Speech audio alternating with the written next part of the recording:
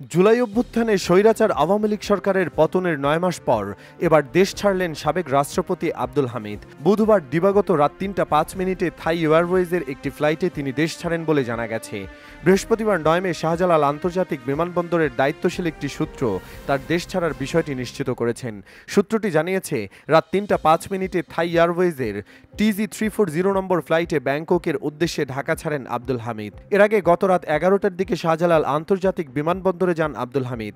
সেখানে যাওয়ার পর ইমিগ্রেশনের প্রয়োজনীয় যাচাই বাছাই শেষে দেশ ছাড়ার সবুজ সংকেত পান তিনি। এদিকে অন্তত একটি হত্যা মামলা থাকার তথ্য রয়েছে সাবেক রাষ্ট্রপতির বিরুদ্ধে। গত ১৪ জানুয়ারি কিশোরগঞ্জ সদর থানার তার বিরুদ্ধে একটি মামলা দায়ের হয়। এই মামলায় আসামি হিসেবে সাবেক স্বৈরাচার হাসিনা, স্বৈরাচার রেহেনা, তথ্য বাবা ওয়াজেদ, সাইমা ওয়াজেদ পুতুল এবং কাউয়া কাদেরের নামও রয়েছে।